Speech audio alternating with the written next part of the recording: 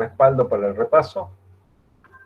Bien, estamos grabando, entonces vamos a comenzar con la revisión del práctico correspondiente al tema propiedades plásticas.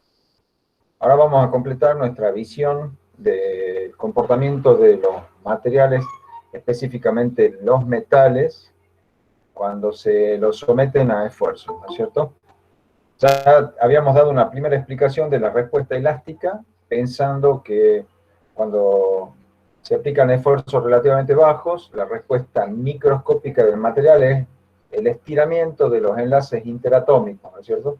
Y como el enlace interatómico se caracteriza por tener una energía potencial en forma de pozo, cuando se quiere modificar la distancia de equilibrio aparecen fuerzas que contrarrestan los intentos de deformarlo, ¿no es cierto? Si queremos estirar el enlace interatómico, la fuerza actúa en sentido contrario. Si queremos comprimir el enlace, de nuevo la fuerza actúa en sentido contrario, o sea, se comporta como una fuerza restauradora. Eso explica la respuesta elástica de los metales. Bueno, ahora vamos a ver más en detalle las respuestas plásticas, es decir, ¿qué pasa cuando los esfuerzos aplicados llegan a un valor tal que empiezan a producirse dentro del material roturas de enlaces? Sí, yo siempre trato de registrar la asistencia, pero bueno, he estado recibiendo mails de que hay personas que tienen inconvenientes porque tienen el rally de no sé qué cosa, otras personas tienen problemas de salud, otras personas tienen problemas de conectividad. O sea, si me mandan un mail y me explican la situación por la cual no pueden asistir a la clase, es un ausente justificado, ¿no es cierto? De todas maneras, no estamos en condiciones para dejar a nadie libre por inasistencia. De hecho, estamos todos condicionados a tener buena conectividad para poder asistir a las clases. Así que, bueno, hay que tener un poco de contemplación. Bueno, continuamos. Decíamos que cuando los valores de esfuerzo aplicado llegan a umbrales tales que ya se pueden romper enlaces interatómicos y producirse desplazamientos de átomos dentro del material, ya ocurre la fluencia, ¿no es cierto? Y ahí entran en juego las dislocaciones. Los efectos lineales que hemos visto que se llaman dislocaciones juegan un rol protagónico en la transición de respuesta elástica a respuesta plástica. Bueno, vamos a tratar de profundizar ese conocimiento con este práctico.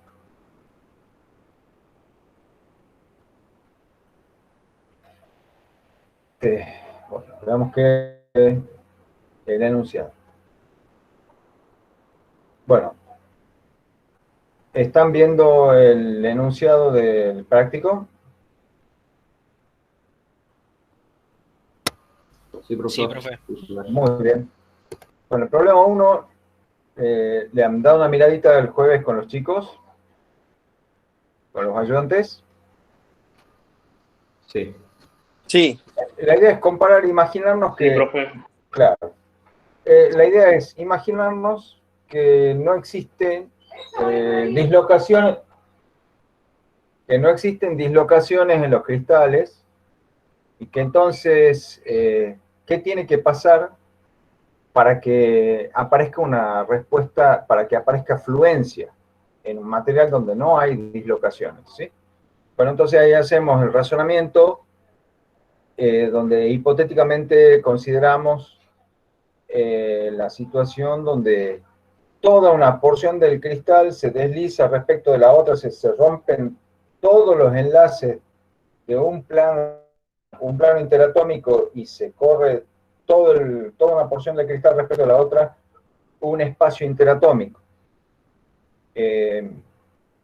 Esa sería la respuesta para que el material produzca plasticidad sin que existieran dislocaciones. Pero ¿qué pasa? Y eso nos da un número de cuál sería el sigma de corte esperado, o sea, cuánto esfuerzo cortante necesito hacer para producir ese desplazamiento de toda una porción del cristal respecto de otra, si no existieran las dislocaciones, y nos da un número enorme, ¿no es cierto? Pero ¿cuál es la realidad? La realidad es que sí hay, sí existen los defectos, ¿no es cierto? Sí existen las dislocaciones. A ver si tengo un dibujito que nos permita aclarar esto que estoy diciendo. Bueno, aquí están viendo la pizarra, ¿no? Sí, profesor, bien. Bien.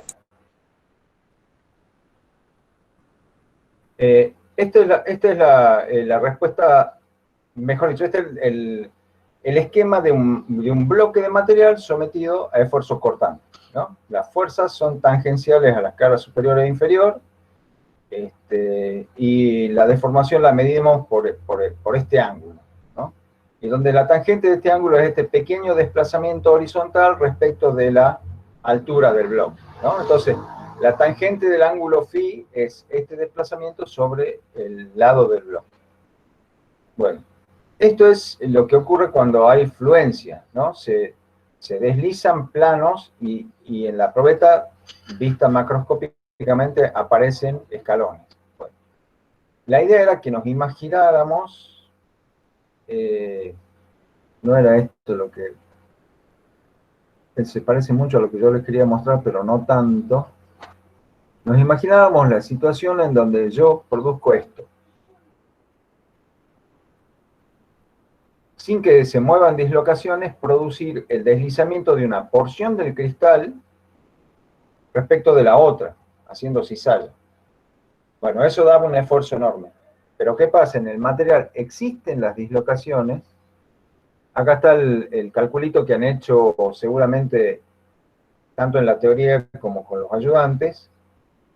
¿Cuánto esfuerzo hay que hacer para producir ese estado que habíamos visto recién de correr una porción del cristal respecto a la otra? Este es el estado crítico, donde por el esfuerzo de cizalla a una capa de átomos la llevamos a esta situación crítica, y un poquitito después esta capa de átomos ya pasa a la posición compacta siguiente, ¿no es cierto? Entonces ahí en la situación crítica planteamos esta geometría y donde sacamos que la tangente de tita vale 1/2, ¿sí? Y eso nos da el valor de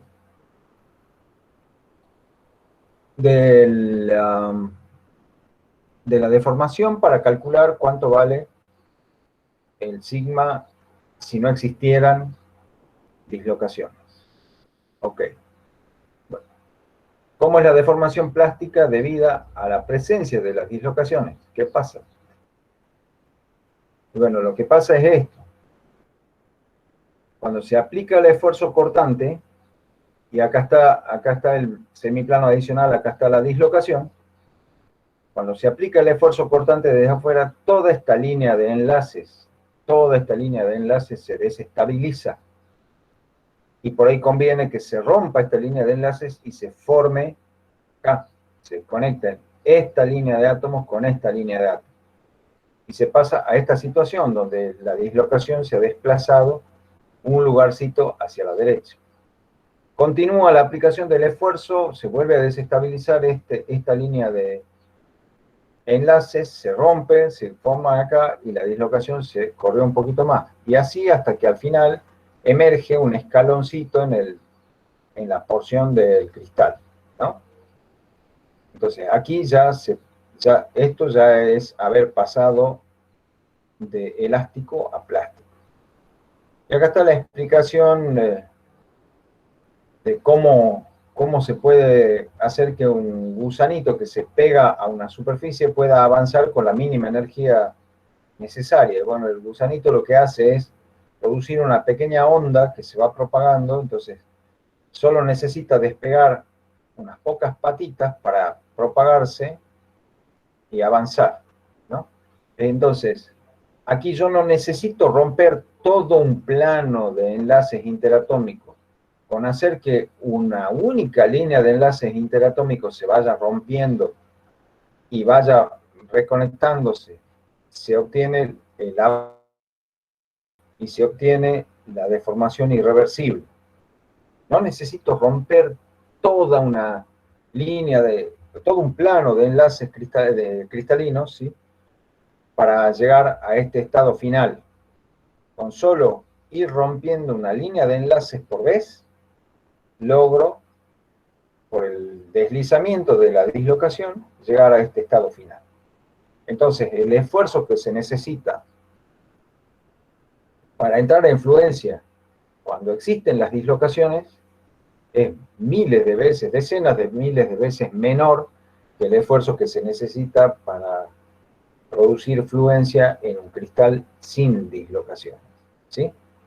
Esa es la enseñanza que nos deja este dibujito. Perdón por la interrupción, me olvidé de silenciarlo al tonto este. Ahora sí. Bueno,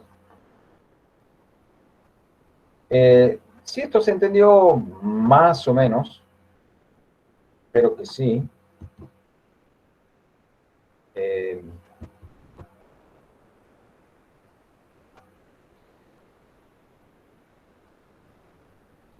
Veamos,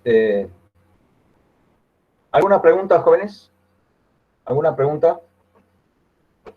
¿Alguna duda que haya quedado sobre este concepto?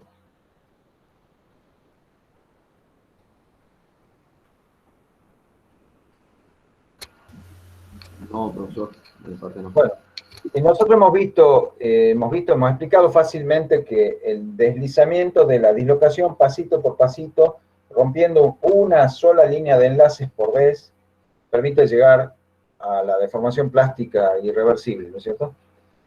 Lo hemos visto con una dislocación de borde, pero eso también ocurre con las dislocaciones de hélice. O sea, ambos tipos de dislocaciones son los responsables son los responsables, son los tipos de dislocaciones de la entrada en fluencia.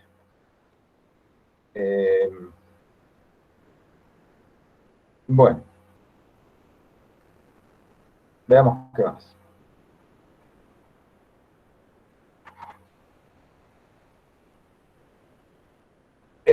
Bueno, para la discusión esta, tienen que usar las figuritas de acá, del problema 2. Ya hemos visto cómo se explica pasar de este estado del cristal a este estado del cristal que ya tiene un escaloncito producto de la deformación plástica, cómo fue evolucionando, ¿no es cierto?, la dislocación, cómo se fue deslizando sobre el plano de deslizamiento hasta llegar a este estado, ya está visto. Bueno, lo que podrían pensar ustedes cómo sería la cosa acá. Aquí el esfuerzo cizallante tiene que actuar en esta dirección, o sea, tengo que empujar la parte de arriba de este cristal hacia la derecha y atrás, y la parte inferior del cristal la tengo que empujar hacia la izquierda y hacia adelante. De esa manera estaría produciendo un esfuerzo de cizalla aquí a esta altura, donde ya se ha producido una dislocación de hélice, y si sigo incrementando el esfuerzo, esta dislocación se va a ir propagando, de manera que este escaloncito se va haciendo cada vez más grande, ¿sí? Y cuando eso ocurra, en la otra cara, en la cara opuesta del cristal, también se va a formar otro escaloncito, en sentido opuesto, ¿no? Y ahí ya se alcanzó, digamos, el estado de deformación plástica irreversible. Bueno.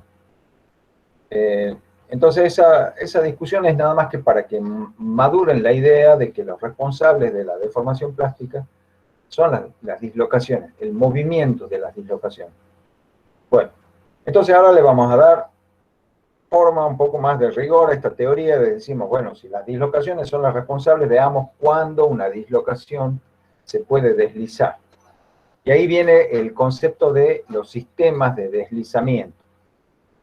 ¿Qué es un sistema de deslizamiento? Esto que estamos viendo acá, una familia de planos más una familia de direcciones, ¿sí?, en alguna de las redes cristalinas, determina lo que se llama una red de deslizamiento, un sistema de deslizamiento, ¿no? Una familia de planos que en la gran mayoría de los casos son los más compactos posibles, y las direcciones en esos planos a su vez son las más compactas posibles. Esas son las condiciones. Cuando el plano es compacto y cuando la dirección es compacta, una dislocación que está montada sobre ese plano puede moverse con mayor facilidad en esas direcciones cuando se aplica un esfuerzo desde afuera, ¿no? Ahora, esto, decimos que las dislocaciones se mueven respondiendo a esfuerzos cortantes. Pero si yo estoy aplicando desde afuera tracción, ¿cómo es que tengo tracción? O sea, si yo le aplico corte a la probeta, sí, se entiende que haya respuesta al esfuerzo de corte. Pero estoy aplicando tracción. ¿Cómo puedo explicar la presencia de esfuerzos cortantes mientras yo estoy aplicando tracción? ¿Alguien me sabe explicar eso?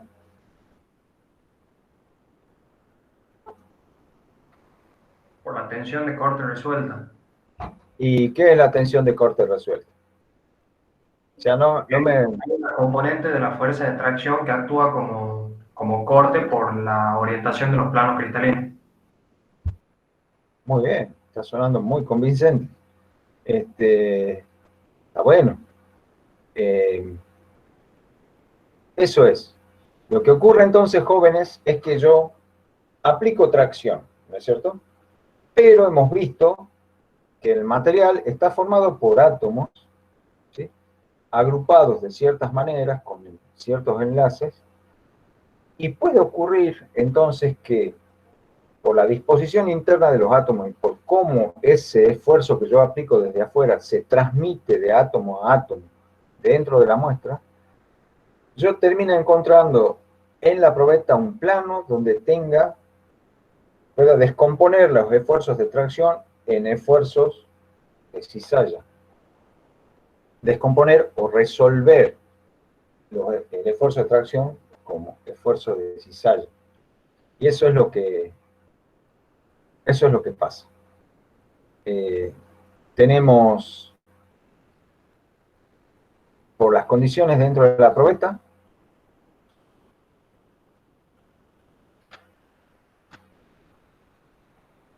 la aplicación de esfuerzo en un sentido se traduce, acá tenemos la ley de Schmidt.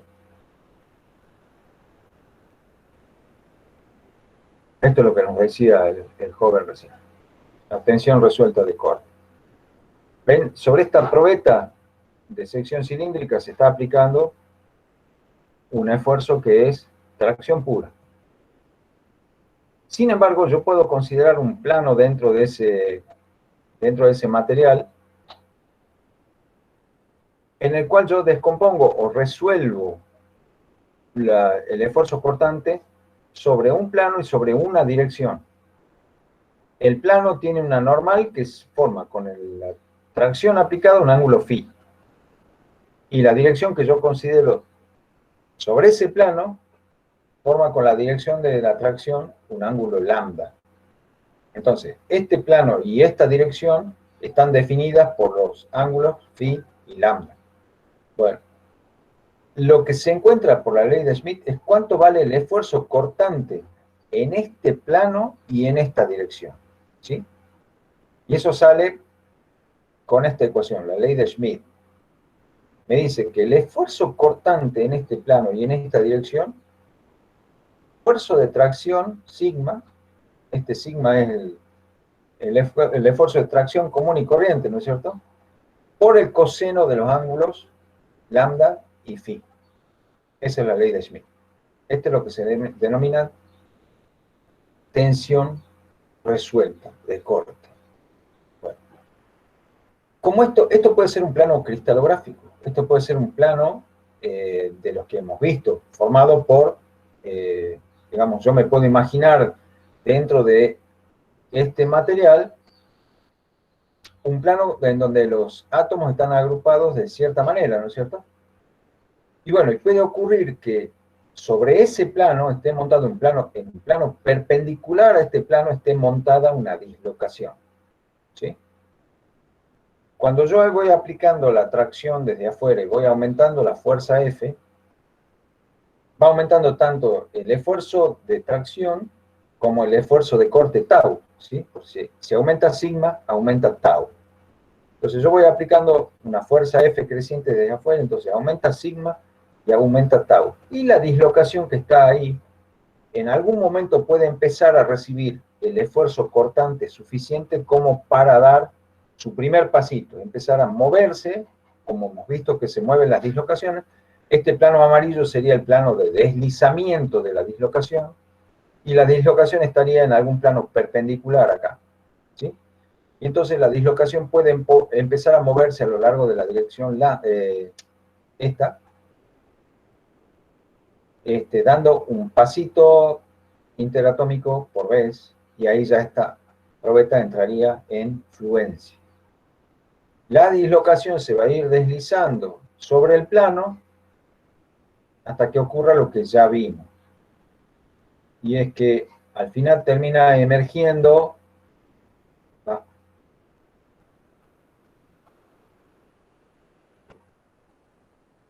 ¿Dónde estaba la figurita tan linda?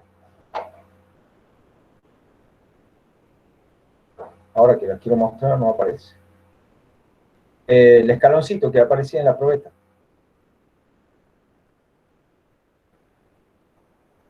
No aparece más. Bueno.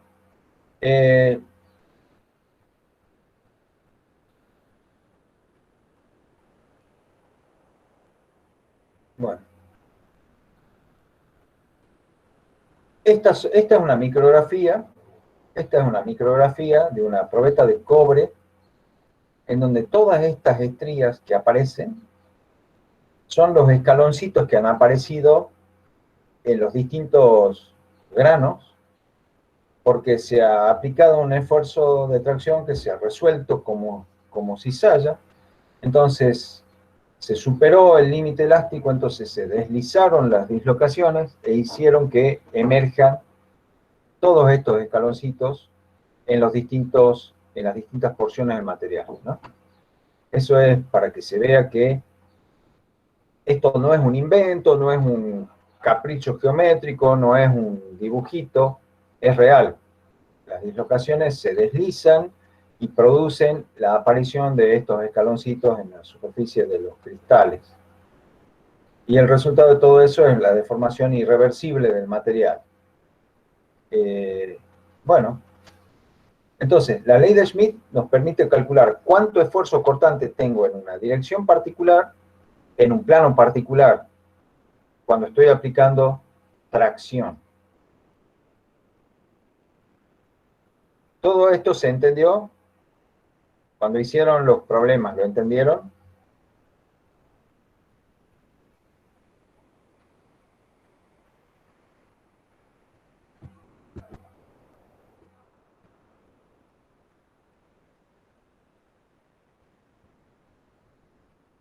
Bien. Sí, sí. Muy bien.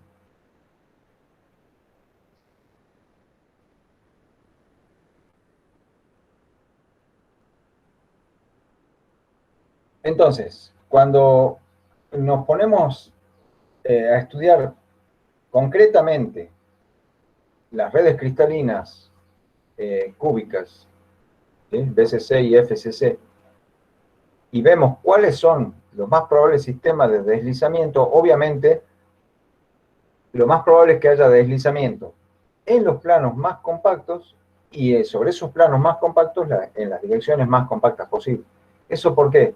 Bueno, eso es porque en las direcciones compactas de los planos compactos, el saltito que tiene que dar la dislocación para empezar a moverse es el más corto posible. La distancia interatómica es más corta en las direcciones compactas, las esferas están tangentes. Entonces, una dislocación que está montada sobre eso tiene que dar el paso más cortito posible. Entonces, las direcciones compactas y en los planos compactos vienen a resultar los sistemas de deslizamiento. Bueno, veamos el problemita 5 que está picante porque nos pide que en un monocristal de hierro BCC se aplique un esfuerzo de tracción a lo largo de una dirección. Calculemos la tensión resuelta de corte a lo largo de tal plano en la dirección tal, ¿no? Cuando se aplica tantos megapascales desde afuera. Vamos a resolver eso. ¿Lo han visto, no es cierto? Sí, profesor. Bien. Ah, caramba. Perdón.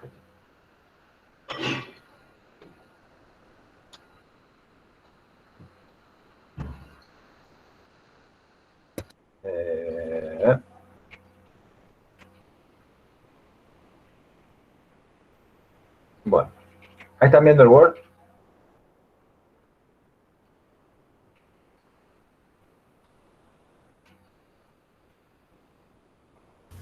Sí, sí, estamos bien. Sí. Ahí está, perfecto. Entonces acá tengo una representación que dice el problema, ¿no es cierto?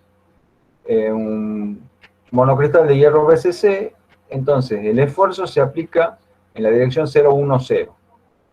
Yo en la celda BCC tomo un sistema de ejes coordenados cartesianos, X, Y, Z, y las direcciones 0, 1, 0 son las direcciones paralelas al eje Y, ¿no es cierto? Entonces lo pongo acá al esfuerzo por comedia. Lo podría haber puesto allá atrás.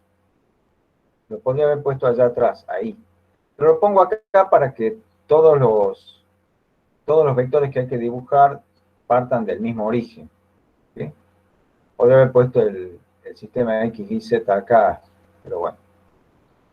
Entonces, vamos a calcular qué tensión resuelta de corte tenemos. En plano 1, 1, 0, acá está reforzadito en negro el plano 1, 1, 0, que lo caracterizo con qué vector.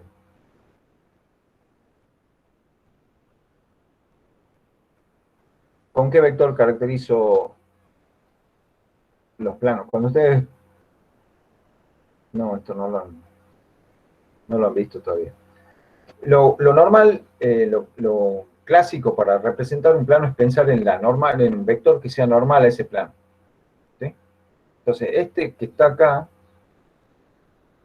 que forma un ángulo phi con el esfuerzo, es la normal a este plano 1, 1, 0. ¿Sí? Y en ese plano dice que tengo que considerar las direcciones menos 1, 1, 1. Y si ustedes se acuerdan todo lo que vimos de direcciones, esta dirección que está acá es la menos 1, 1, 1, que forma con el ángulo, con el esfuerzo, con la línea de esfuerzo, forma el ángulo lambda. Ahí está el ángulo phi y el ángulo lambda. Ojo acá, jóvenes, ¿no? El ángulo phi está en el plano XY, ¿sí?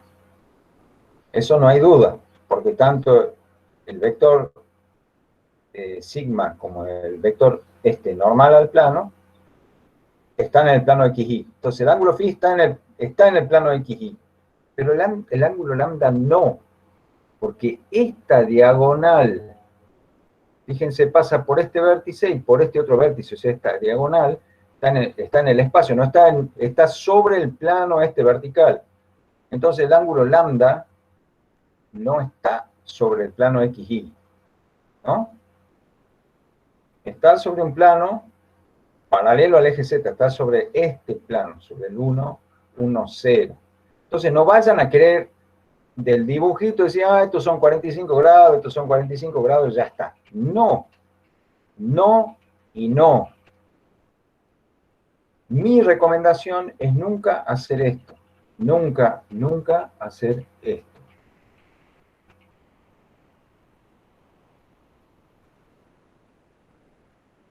Esto no lo tienen que hacer. ¿Sí?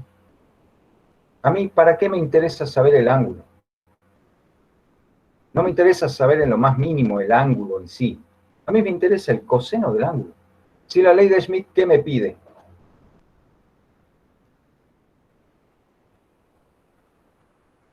Para calcular el esfuerzo en la dirección, Que multiplique los cosenos. Y el claro, coseno de... me pide el esfuerzo, que ya lo tengo, sé en qué dirección está, y los cosenos de los ángulos. Y los cosenos de los ángulos en Rn los calculo directamente así, ¿sí? El producto escalar de los vectores sobre el producto de los módulos. Entonces, como yo ya tengo acá los vectores que están involucrados, ¿sí? Ya tengo, para sacar el coseno de phi, tengo que hacer el producto escalar del vector fuerza por el vector normal. Y de acá se pueden sacar las componentes. De este dibujito se pueden sacar las componentes. En realidad, no hago los productos escalares de los vectores en sí, sino de vectorcitos de la celda, que apunten en las mismas direcciones del esfuerzo y de la normal. Entonces puedo elegir yo el tamaño de esos vectores, ¿sí? Acá, por ejemplo, me conviene elegir un vectorcito que vaya desde el origen hasta acá, que tenga el módulo 1, ¿sí?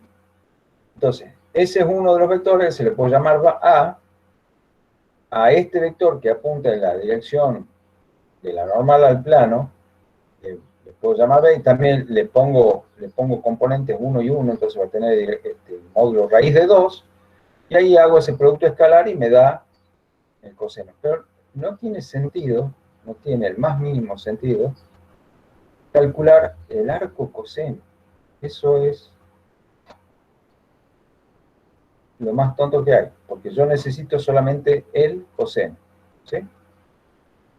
Entonces, con esta ecuación y conociendo las componentes de los vectores, ya me da el coseno. Ven, acá está hecho para el coseno de lambda. ¿Qué es lambda? Bueno, el vector formado entre el esfuerzo y la dirección menos 1, 1, 1. Entonces acá se ha puesto un vectorcito escalar, perdón, un vectorcito en R3, un vector cartesiano en R3 que apunta en la dirección de la recta menos 1, 1, 1, se tiene componentes x igual a menos 1, y igual a 1, z igual a 1, y lo multiplico por el vector que apunta en la dirección de la fuerza F, y divido en el módulo eso, y ahí me da el coseno de lambda, que es 1/3, ¿sí? Entonces, aplicando la tensión resuelta de corte, pongo el esfuerzo de tracción, 52 megapascales, por el coseno de phi, que salió 1/2, y por el coseno de lambda, que salió 1/3, y ahí me da el valor numérico de cuánto esfuerzo de cizalla, cuánto esfuerzo cortante hay en este plano, en esta dirección, cuando yo estoy aplicando tracción en esta dirección. ¿Se entendió? No canchereen los ángulos, ¿no? Sobre todo en los parciales, no digan, del dibujito yo veo, no. Los dibujitos pueden ser engañosos. Encuentren los cosenos de los ángulos usando la ecuación del coseno de un ángulo en Rn. Ahí no le van a errar, ¿sí? Hagan bien los vectorcitos que tienen que representar las direcciones estas, y ahí les va a salir bien el problema. Pero no se pongan a pensar cuánto vale el ángulo. No importa el valor del ángulo. Interesan los cosenos de los ángulos, ¿sí? Bueno. A ver, yo tenía para mostrarles, a ver, voy a necesitar ver la camarita mía, a ver si la veo bien. Tengo para mostrarles un policristal, pero este es un policristal,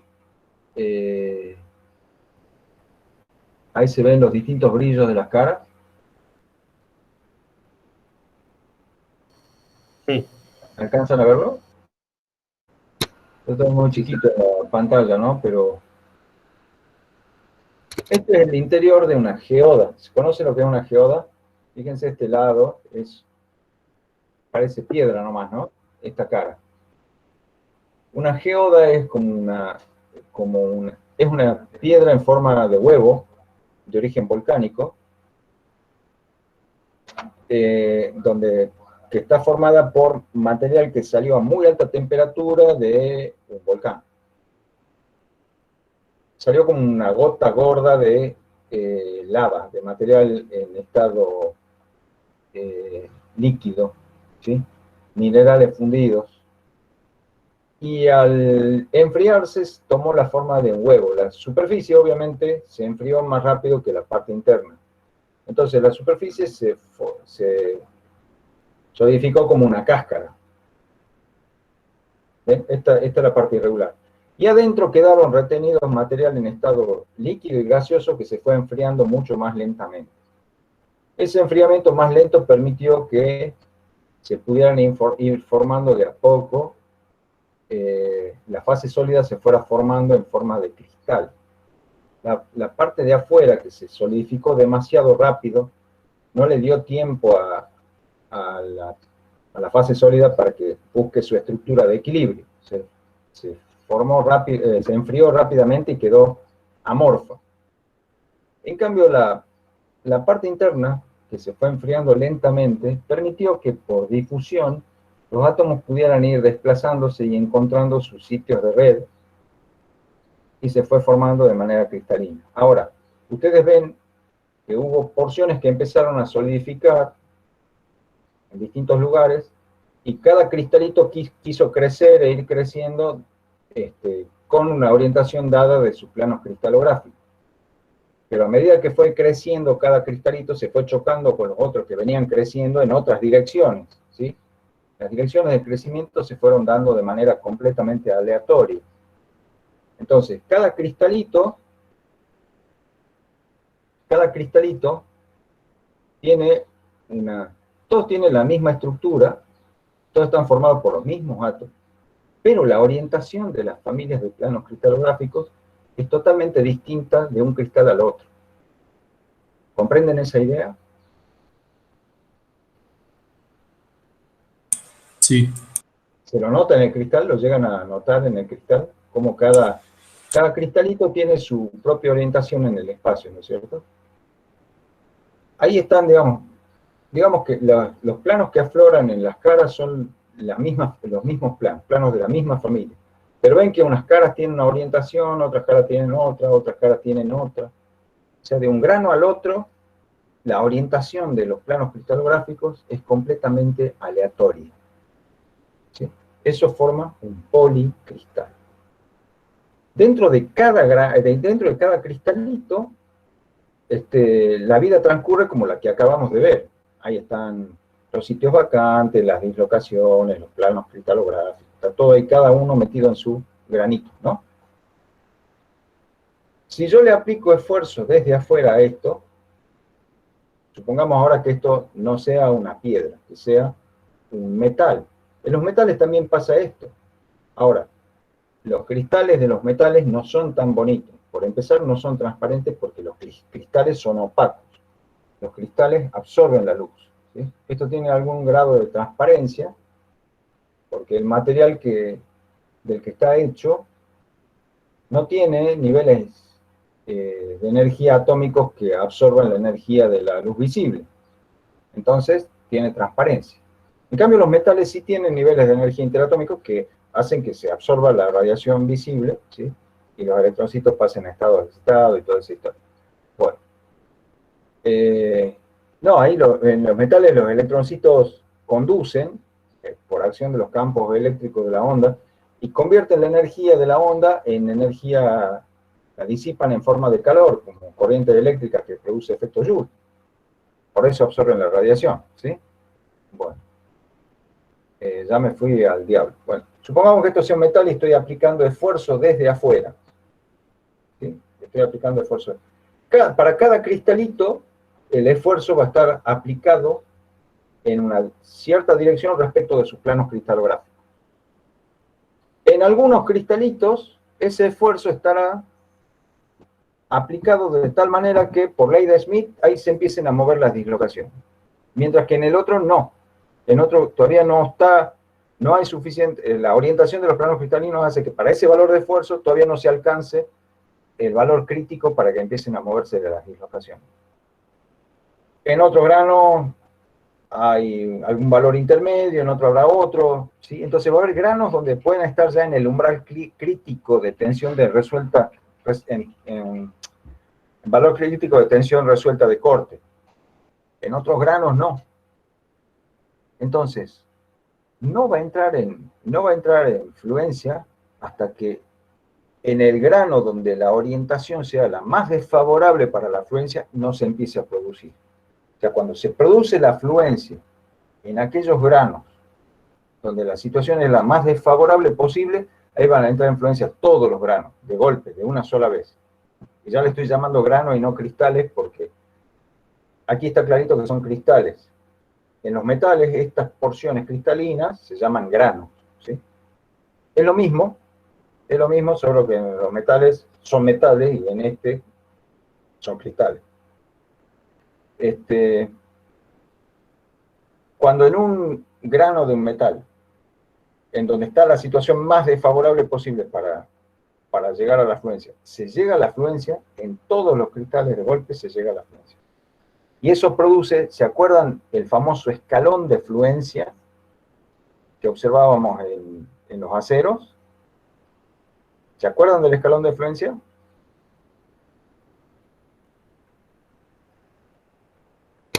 ¿Alguien? No, profesor, no me acuerdo yo. ¿No se acuerda del escalón de No, fluencia? profe. Bueno, Lucas se acuerda, Rodrigo no se acuerda. A ver, hagamos un dibujito rápido.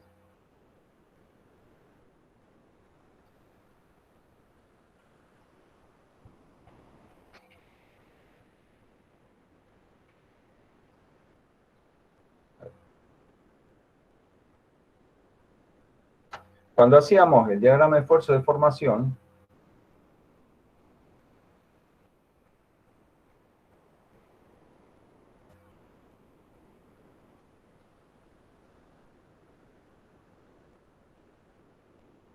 una de las respuestas posibles de los materiales era que hicieran esto.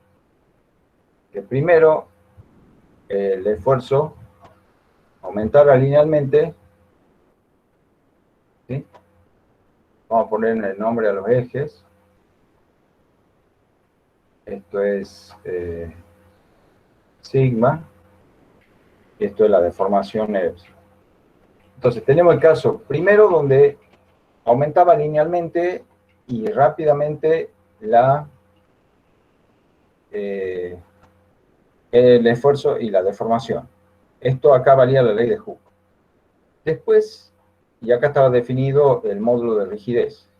Después venía una zona donde se perdía la proporcionalidad, pero seguía valiendo la reversibilidad. Es decir, si yo saco la fuerza acá, esto recupera y se vuelve a la forma original sin acumular deformación. Y después de golpe podía haber una cosa así.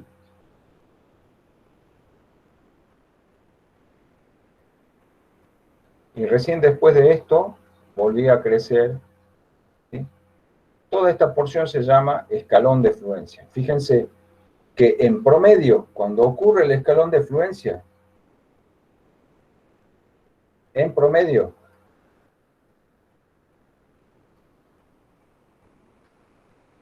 yo tengo una variación virtualmente cero del esfuerzo aplicado, y sin embargo, miren cuánto estiramiento, supongamos que aquí empieza realmente, miren cuánto estiramiento se produjo con un incremento virtualmente cero del esfuerzo. Esto se debe a que todas las dislocaciones que estaban en granos, donde la orientación de los planos hacía que no estén en situación favorable para la deformación, cuando el grano en donde peor era todos los granos donde estaban en situación favorable para que empiecen a moverse las dislocaciones, todavía no se empezaban a mover porque todavía había algún granito donde estaba en situación desfavorable y ahí todavía no se alcanzaba el valor crítico. Cuando llegamos a este umbral crítico y lo superamos, ahí de golpe todas las dislocaciones se empiezan a mover juntas y el material experimenta un gran estiramiento con virtualmente nada de incremento del esfuerzo, ¿sí?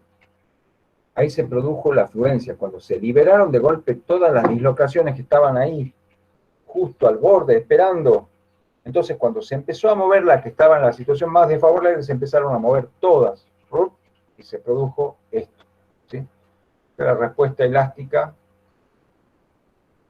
la respuesta de transición de elástico a plástico de materiales muy dúctiles, donde aparece el escalón de fluencia.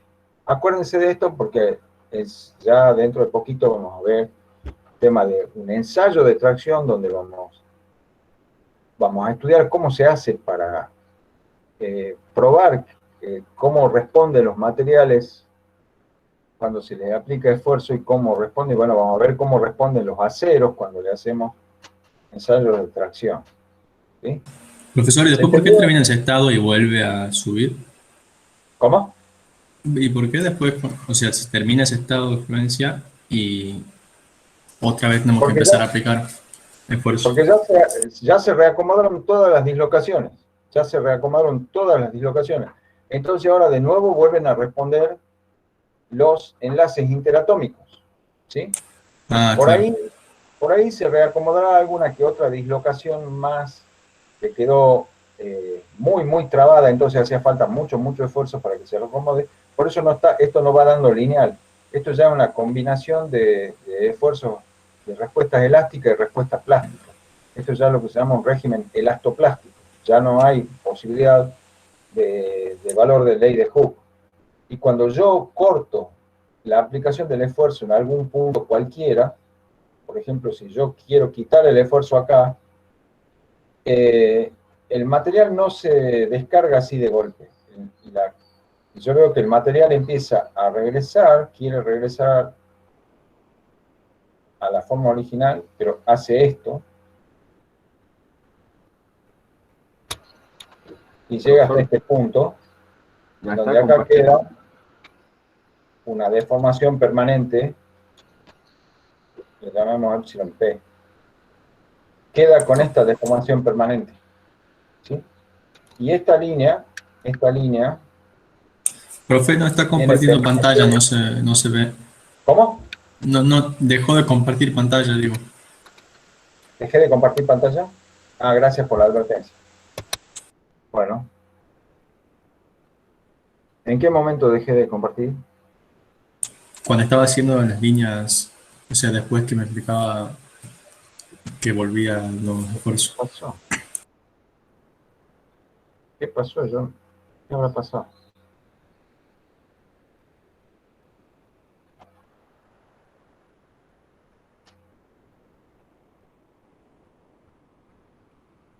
¿Ahora sí la ven a pizarra?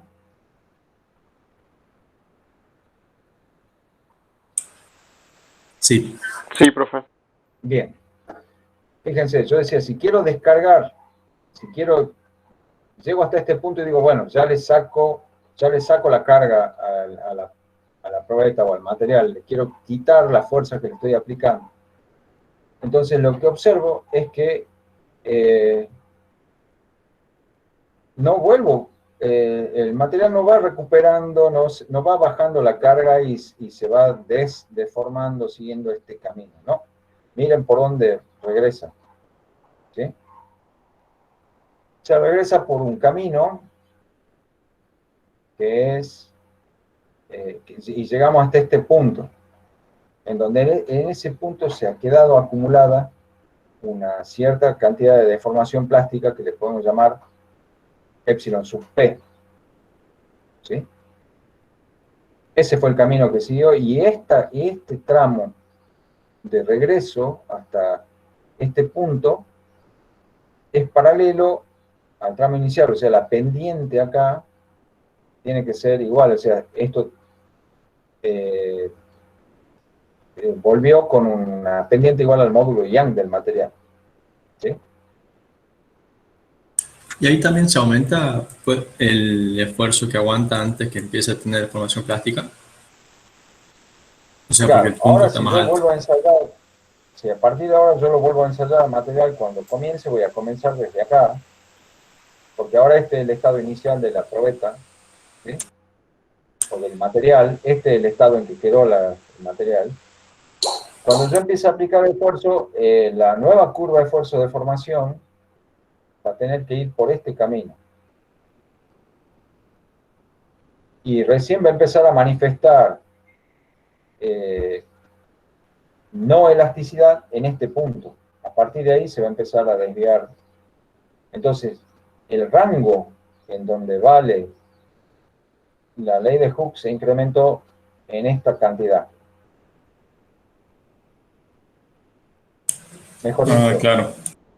el rango de respuesta elástica del material se incrementó. O sea, yo le hice una operación de tipo mecánico, le metí una deformación plástica, ocasioné el movimiento de dislocaciones, causé todo eso y como resultado las propiedades mecánicas del material han cambiado y ahora el tipo me responde así. Yo ahora cargo, el módulo Young tiene que salir virtualmente igual, pero ahora el fin de la elasticidad ocurre a un esfuerzo mayor.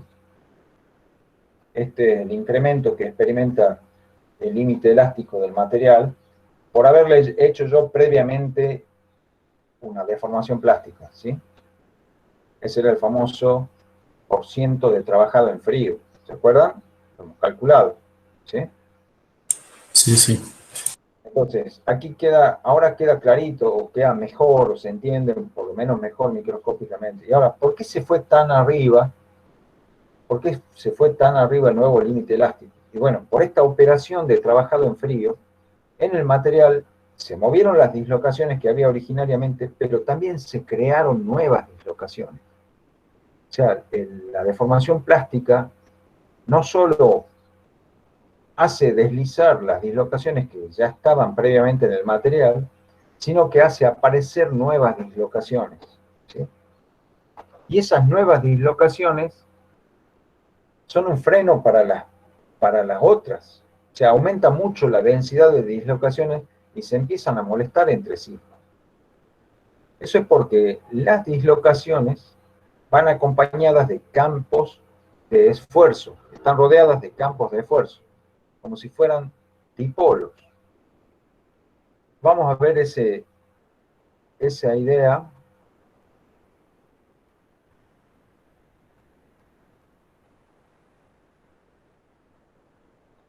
Ah, qué tonto. Sí, qué tonto. Lo único que tenía que hacer era esto.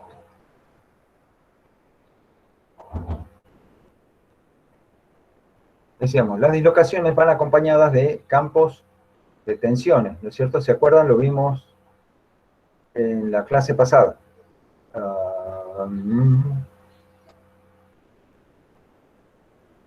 Tengo esa diapositiva acá.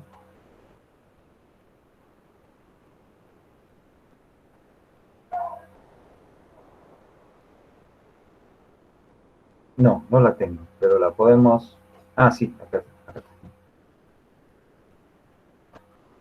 Acá tengo encerrado en este círculo, hay una porción de un cristal, justo en la zona donde hay una dislocación de borde, ¿sí?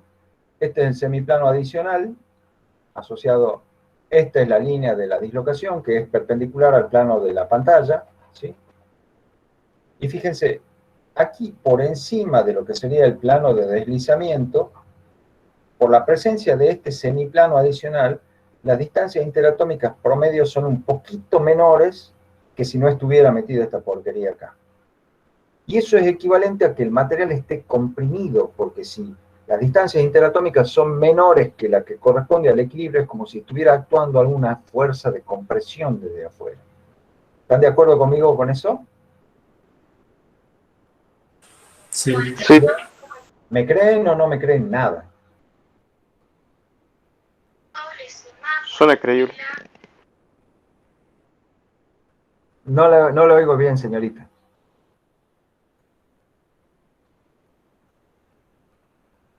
Fíjense de amontonaditos que están los átomos por acá en la vecindad de donde está la dislocación. Están muy amontonados. Y eso solo ocurre cuando, digamos, en situaciones normales, si no estuviera la dislocación, solo voy a observar que los átomos estén tan cerca uno de otro si hay alguna enorme fuerza desde afuera comprimiéndolo. Entonces, esto es como si hubiera un campo de compresión. Toda esta región Es como si fuera un campo de esfuerzo de compresión, ¿sí? Mientras que acá, por culpa de este semiplano adicional, esto está como empujando los planos cristalinos hacia un lado y a otro, y estos sienten los tirones como que los quieren separar. Este plano siente que lo están tironeando para allá para separarlo, y este que lo están tironeando para allá para separarlo. Y entonces aquí abajo hay como un campo de tracción, ¿sí? Entonces, esta dislocación que está señalada, fíjense, está señalada con una T invertida así, ¿no? Este es el semiplano, este indica dónde está el semiplano adicional, y este es el plano de deslizamiento. Bueno, una dislocación en sentido inverso, o sea, una dislocación que yo represente así, va a tener los campos de tensiones invertidos, ¿sí? Va a tener la compresión aquí abajo, era rojo, era amarillo, va a tener la compresión aquí abajo,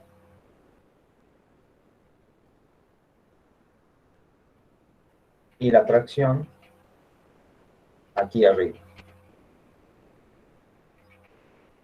O sea, la dislocación en sentido contrario va a tener los campos de tensiones opuestos.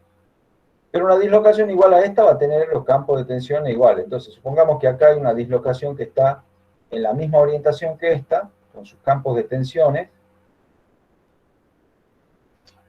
y yo aplico esfuerzo desde afuera y se empieza a querer mover esta dislocación hacia allá. Supongamos que aplico un esfuerzo y esta dislocación se quiere empezar a mover hacia allá. Al poquito se va a encontrar este campo de compresión, se va a chocar contra este campo de compresión. En otras palabras, los átomos van a sentir que lo quieren amontonar todavía más, y ya van a responder las fuerzas de las nubes electrónicas, es decir, ya van a intervenir las fuerzas de repulsión fuertes, y entonces esta dislocación la va a repeler a esta. Entonces, es como si fueran dos dipolos eléctricos puestos paralelos, ¿sí? La fuerza entre dos dipolos paralelos es repulsiva, porque cargas de igual signo se repelen. Entonces acá campos de tensión de igual sentido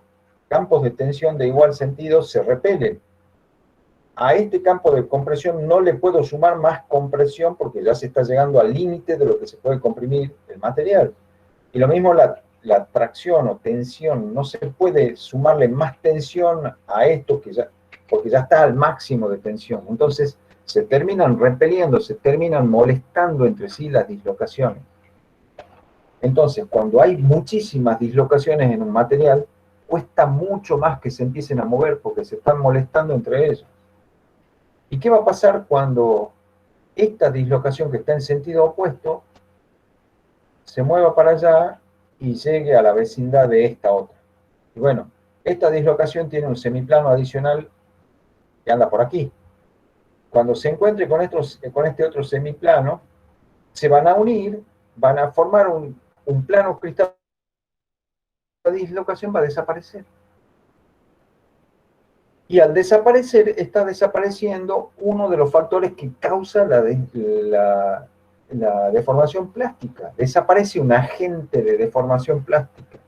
Entonces, si desaparecen dislocaciones, también disminuye la probabilidad de que entre influencia el material. O sea, va a costar más hacerlo entrar en influencia. O sea, tanto por dislocaciones que están en el mismo sentido, como por dislocaciones que están en sentido opuesto, el hecho de que se muevan y que se empiecen a encontrar, empieza a dificultar la entrada en influencia, ¿sí? Entonces, cuando yo le hago trabajado en frío al material e incremento la densidad de dislocaciones, causo que se empiecen a molestar entre sí, que sea necesario aplicar mucho más esfuerzo para que efectivamente se pueda seguir deformando el material. Y eso hace que el material sea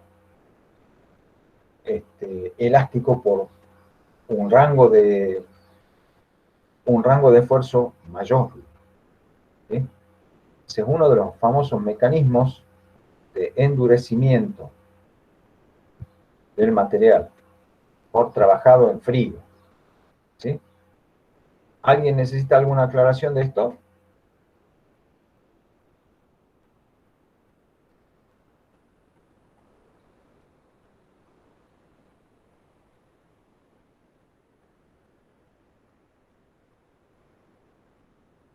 Bueno,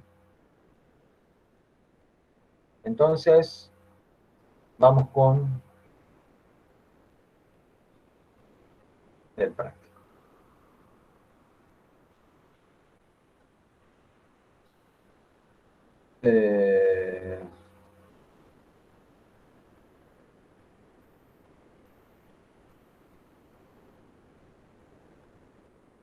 Hagamos el problemita 7, a ver si lo podemos hacer.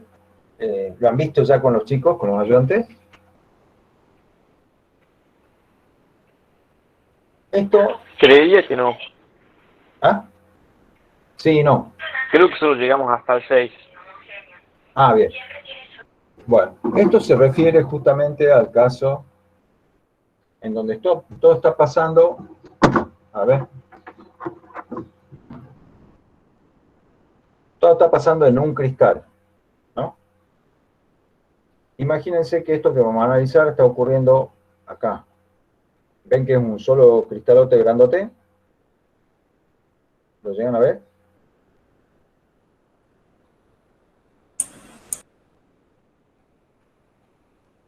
¿Sí o no? Sí, Bien, sí. Bien. Acá está creciendo otro, se nota que es policristalino, pero acá pareciera ser uno solo, ¿no? Bien grandote. Es un cristal. Bueno, vamos a ver que si tuviéramos un material así, formado por un único cristal, esto es lo que se llama un monocristal. Un monocristal. Es decir, toda la pieza, hagamos de cuenta que esta parte complicada no está, ¿no? Tenemos todo esto un solo cristalote. Esto es lo que se llama un monocristal, es decir, todo el material, la orientación de los planos cristalográficos es la misma en todo, de punta a punta, ¿sí? O sea, yo tomo una cierta familia de planos y veo cómo están orientados aquí en esta puntita del cristal, si están así, en la otra punta del cristal, esa misma familia de planos está orientada exactamente igual, así. Son toda la familia de planos están en la misma orientación del espacio, ¿sí? No hay quiebre, no hay borde de grano, no hay borde de grano, es todo un único grano. Lo único que sería borde de grano sería las propias superficies del cristal, ¿sí? Bueno, esto lo estamos viendo para un no metal, pero ahora imaginemos que eso está pasando en un metal, que es un pedazo de hierro, y es un hierro BCC, ¿sí? Bueno, a ese hierro BCC le estamos aplicando un cierto esfuerzo en una dada dirección. Le vamos a aplicar 1000 megapascales en la dirección 111, a un hierro BCC. A ver si tengo los dibujitos. Creo que sí los tengo.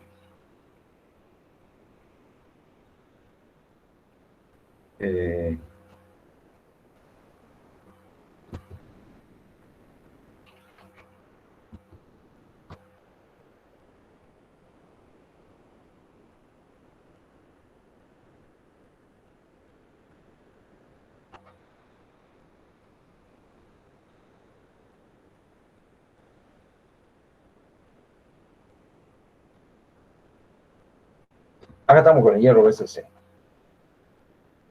Entonces, vamos a hacer el 6. Estamos haciendo el 7, ¿no es cierto? El 7. En la distancia interatómica, Bueno, necesito una celda cúbica BCC. Y no la tengo aquí. Vamos a ver dónde tengo una celda cúbica BCC, perdón.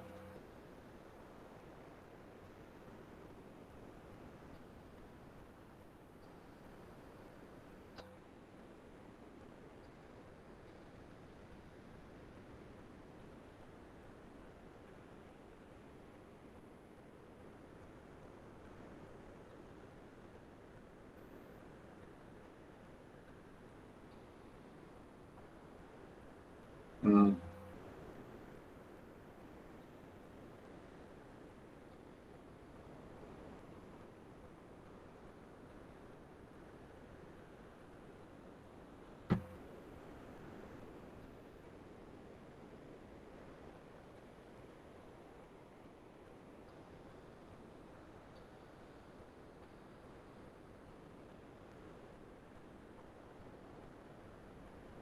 Aquí puede ser.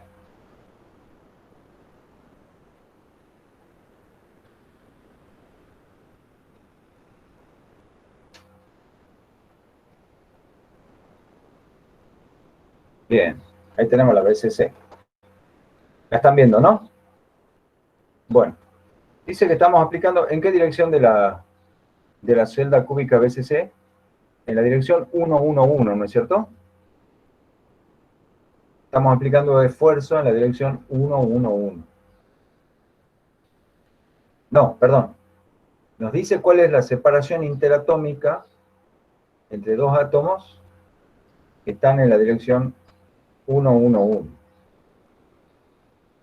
O sea, tenemos la separación interatómica en esta dirección. En ausencia total de esfuerzo. ¿Sí? Bueno, lo que nos pregunta es ¿cuánto vale el módulo de Young de este hierro BCC en esta dirección cuando se aplican 1000 megapascales?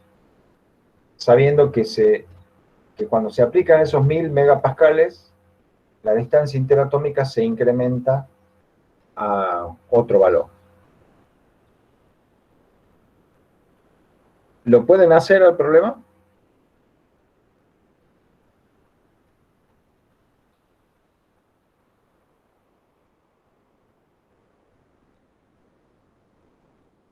¿Y lo entienden al problema?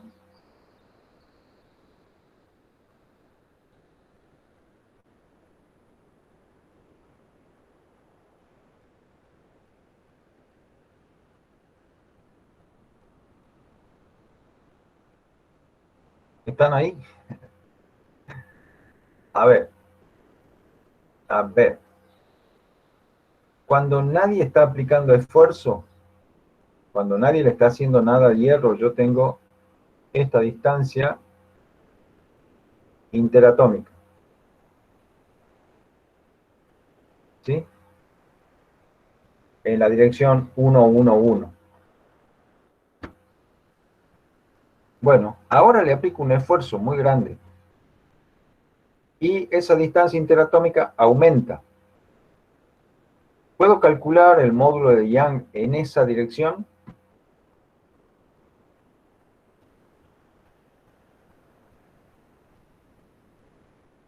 ¡Ay, jóvenes! Sí, profe. A ver, ¿cómo se define el módulo de Young? Y podemos hacer esfuerzo sobre deformación. Exactamente. Hago el esfuerzo, que me lo dan, son 1000 megapascales, creo, ¿sí? ¿Y cómo va a calcular la deformación épsilon?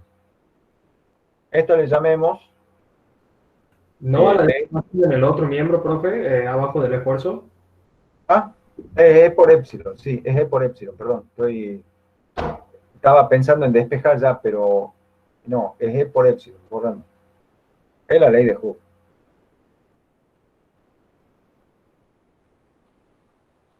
E por épsilon. ¿Dónde está el lapicito? Acá. Bueno, ¿cómo calculo épsilon? Cuando la distancia interatómica no está perturbada, vale D sub 0.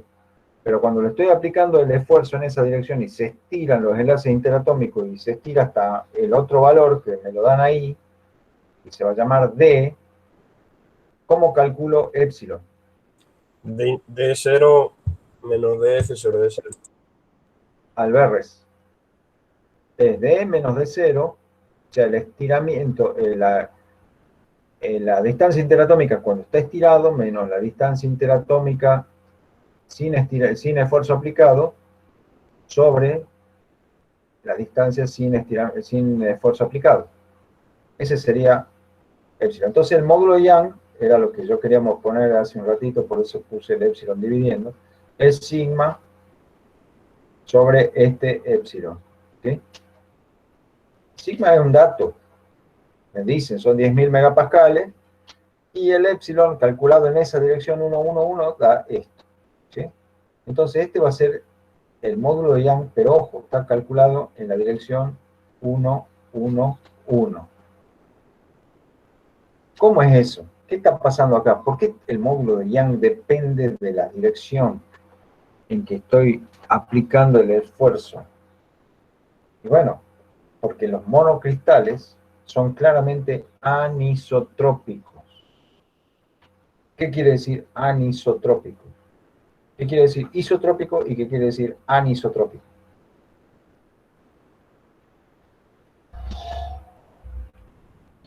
Que no reciben el mismo corte, digamos. Eso quiere decir, ¿qué? ¿Eso qué quiere decir?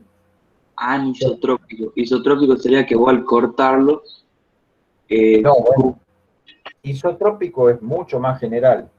¿Qué quiere decir isotrópico? O isótropo. Cuando una propiedad es isotrópica o isótropa.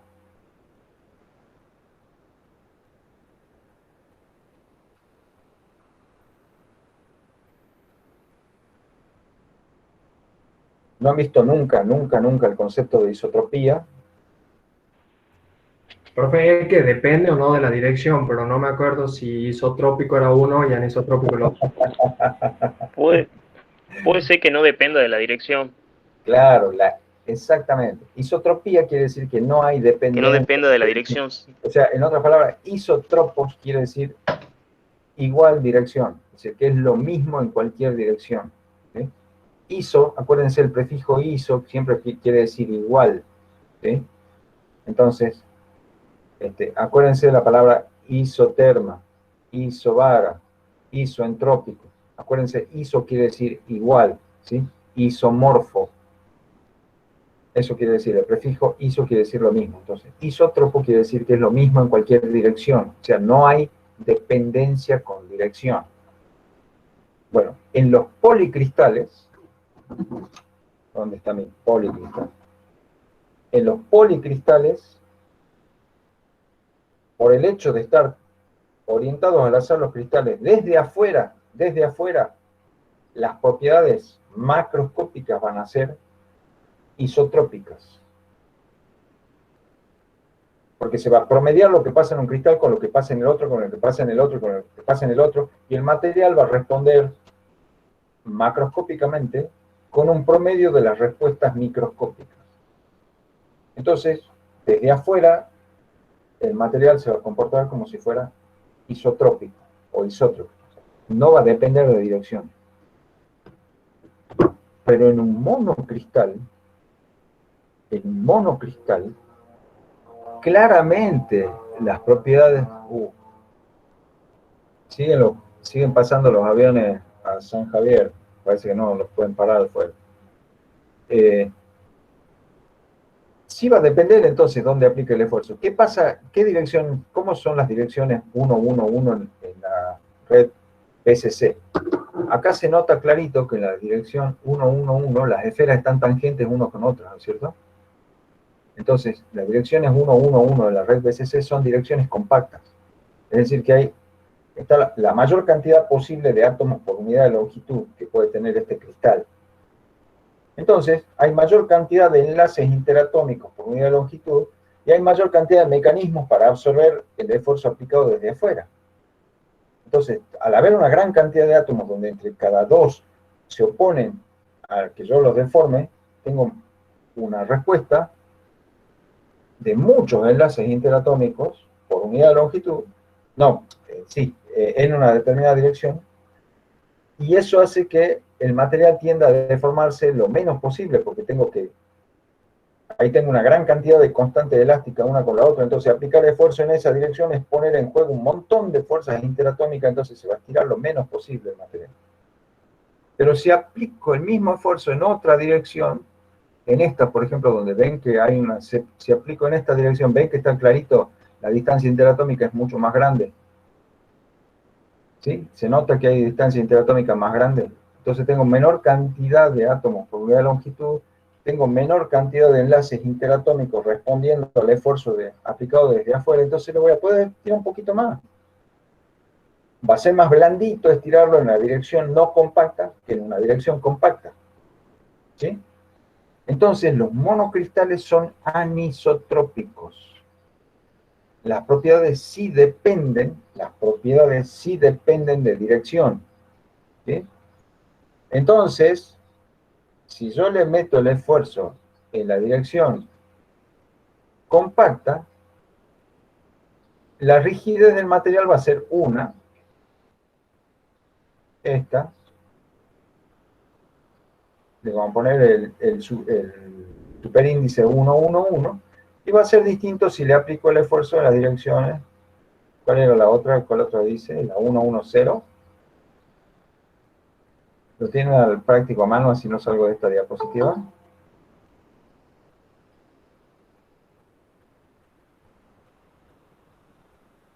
¿Alguien lo tiene al práctico a mano?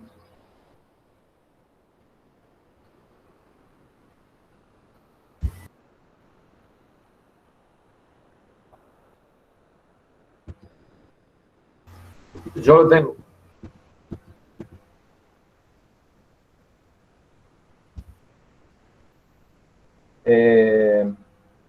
Entonces la otra dirección en la que tenemos que comparar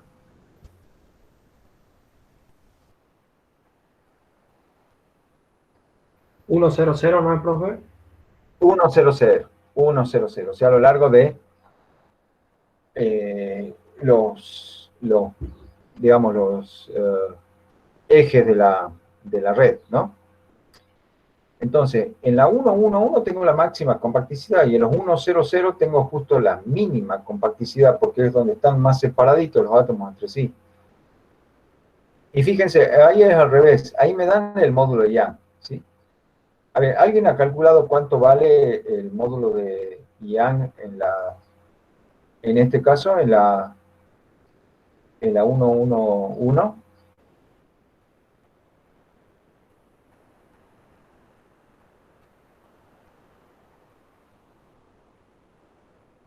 ¿Alguien ha calculado?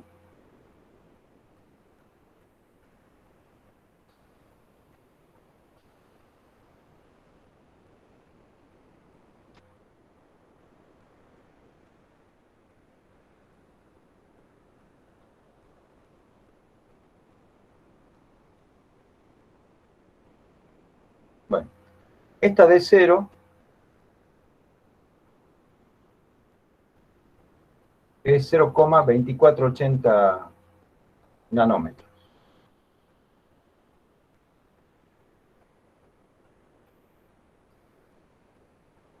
Y cuando le aplico los 10.000 megapascales, se estira hasta D igual a 0,2489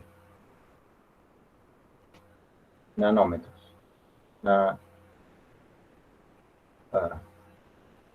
Nanómetros.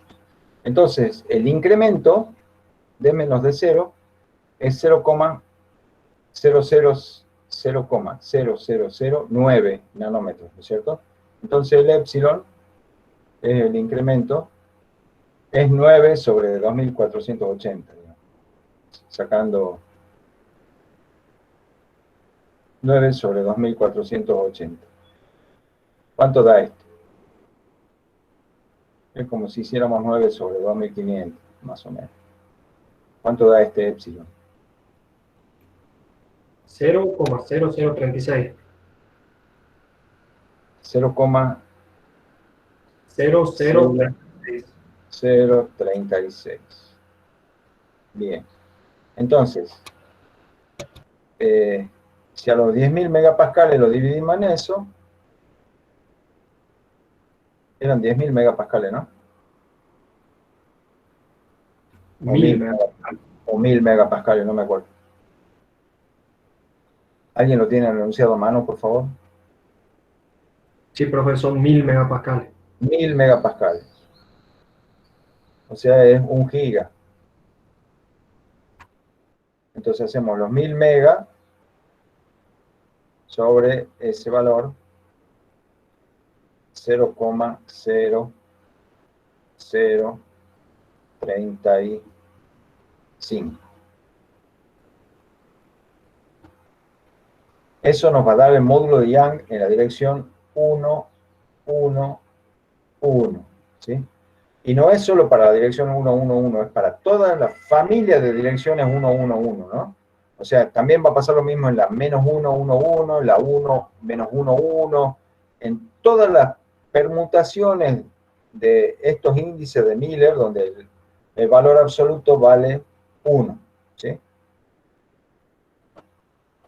No, no son índices de Miller, índices de dirección. Bueno, ¿cuánto da este módulo ya?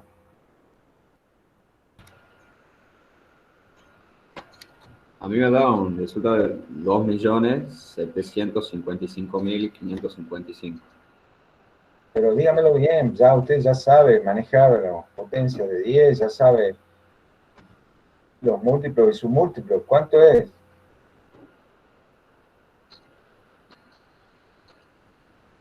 Profe, a mí me quedó 286 gigapascales. 286 gigapascal. Bien.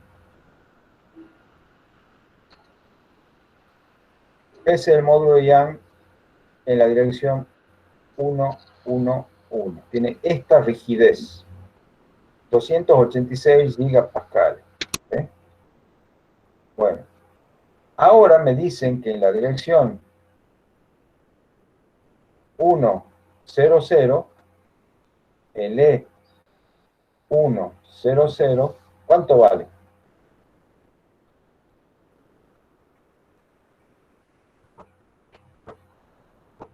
$125 gigapascales. 125.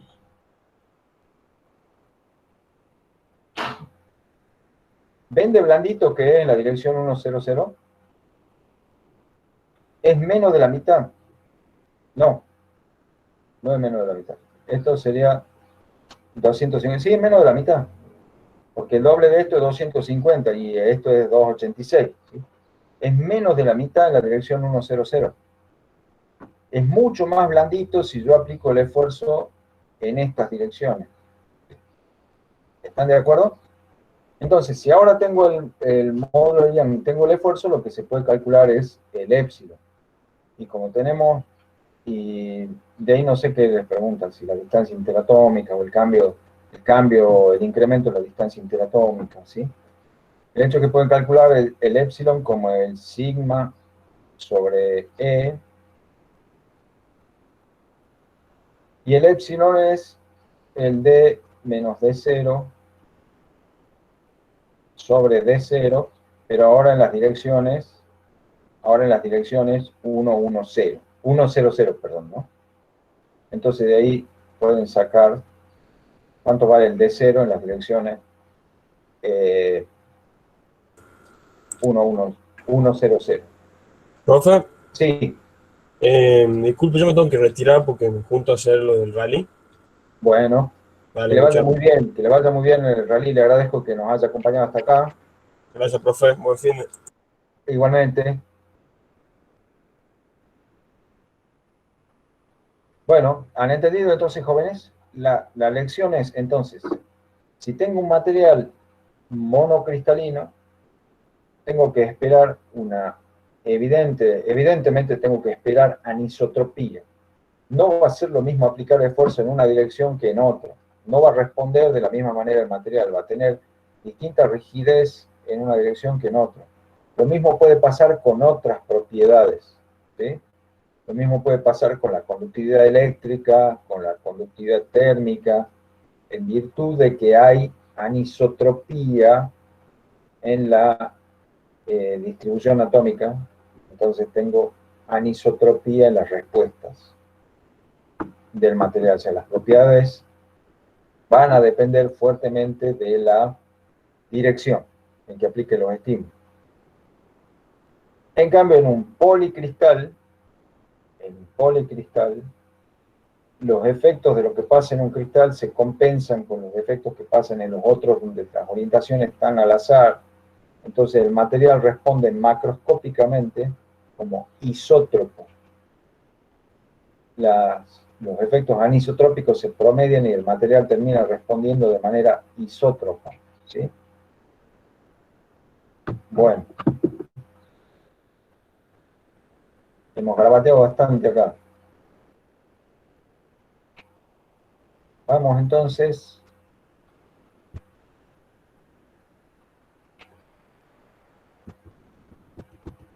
Esperen que me perdí. Ahí está. Volvamos al práctico.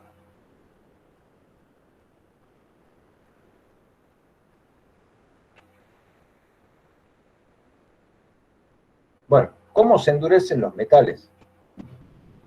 ¿Cómo se endurecen los metales? Es decir, endurecer está mal dicho acá, ¿no? Pero es cómo se le incrementan las propiedades mecánicas del límite elástico y de esfuerzo de tracción a los metales.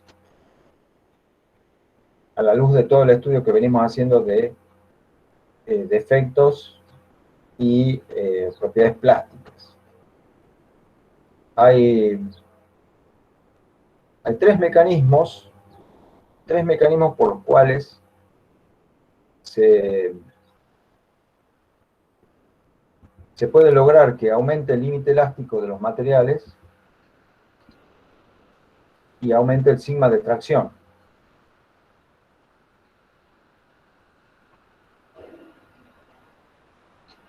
Por la reducción del tamaño de grano es una. Reducción de tamaño de grano es una, y nos puede explicar más o menos por qué reduciendo el tamaño de grano se aumenta el límite elástico y aumenta el sigma de tracción. Es porque cuando hay muchos granos distintos,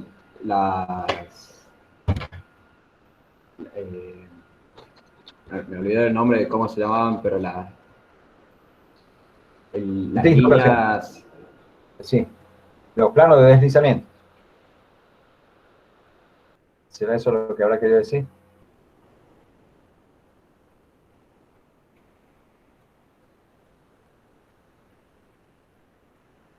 Cuando hay... Las dislocaciones tienen mayor dificultad para pasar de un grano al otro, y cuando hay muchos granos, aumenta la dificultad. Bien, bien. Bueno, acá tenemos lo que sería un monocristal, y acá lo que sería un multi o poli, ¿sí? El prefijo multi quiere decir mucho, el prefijo poli quiere decir mucho también, así que da lo mismo, ¿no es cierto? Pero acá está muy exagerada la región de espacio intergranular. Vamos a donde esté más lindo el dibujito. Ah, miren. Esto era lo que yo estaba buscando hace recontra rato.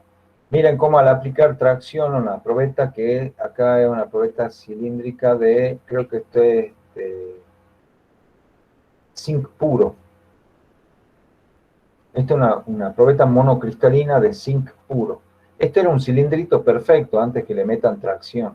Era un cilindrito perfecto, brillante, lisito. Le metieron tracción y aparecieron todas estas cosas en la superficie, que no son más que los escaloncitos que han aparecido por los movimientos de las dislocaciones que han dado lugar a la aparición de estos escaloncitos. Y acá se lo ve, esto es de casi del orden del milímetro de diámetro. Este es un hilito de zinc puro monocristalino. Miren cómo se llenó de la superficie de escaloncitos que afloraron al traccionarlo. Está muy buena esa foto. Y ahí está clarito la realidad palpable de que las dislocaciones se deslizan y ocasionan la aparición de estos escaloncitos que están esquematizados acá en este dibujo. Bueno, pero vamos a lo que nos estaba explicando nuestro compañero, que era la cuestión de los bordes de grano. ¿Por qué los bordes de grano? A ver si acá tenemos... Bueno. Acá tenemos una situación similar a la que nos decía el joven. Fíjense, esta región que está grisada acá sería un grano, y acá estarían los planos de deslizamiento que corresponderían a la estructura cristalina de este grano. Y acá en el grano vecino, esos mismos planos de deslizamiento están virtualmente perpendiculares a este. Entonces imagínense una dislocación que venga deslizando sobre alguno de estos planos. Cuando llega acá a la frontera no encuentra, de golpe desaparece el plano sobre el que se iba deslizando. Entonces el borde de grano actúa como una barrera infranqueable. Esa dislocación va a quedar bloqueada ahí.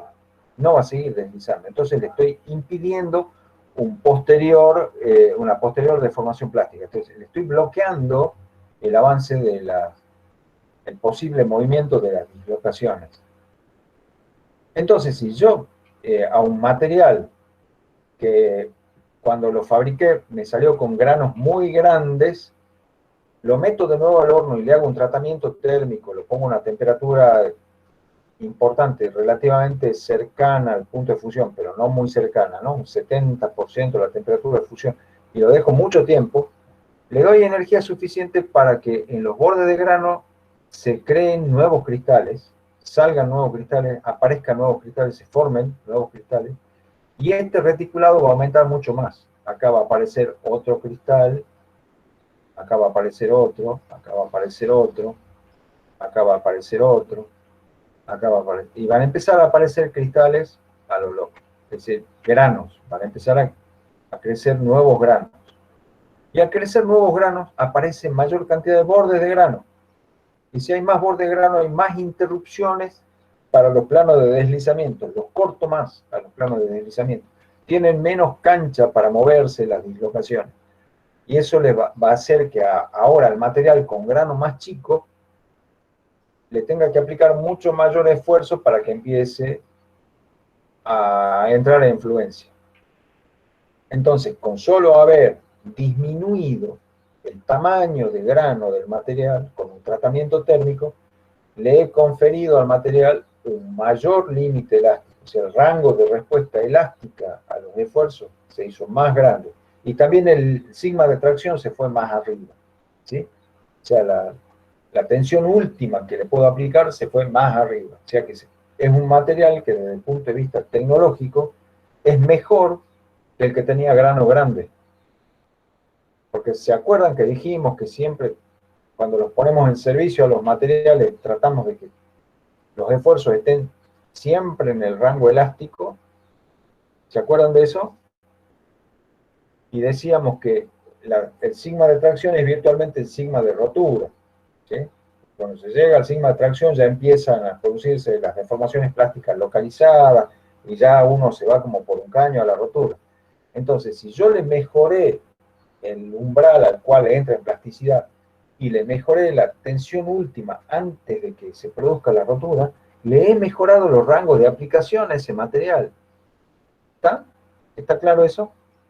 Me costó hacerle un tratamiento térmico, está bien, pero ahora tengo un material mucho mejor, mucho más vendible, mucho más aplicable, porque tiene sus propiedades mecánicas buenas en rangos más grandes de esfuerzo. ¿Está? Ese es un mecanismo. ¿Qué otro mecanismo tengo para mejorar las propiedades de los materiales? Hemos visto de la cuestión de los defectos.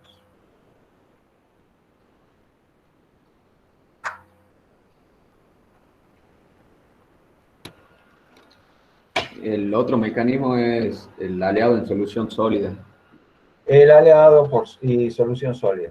Son esencialmente lo mismo. Ah, miren, acá había un dibujito esquemático un poco más clarito.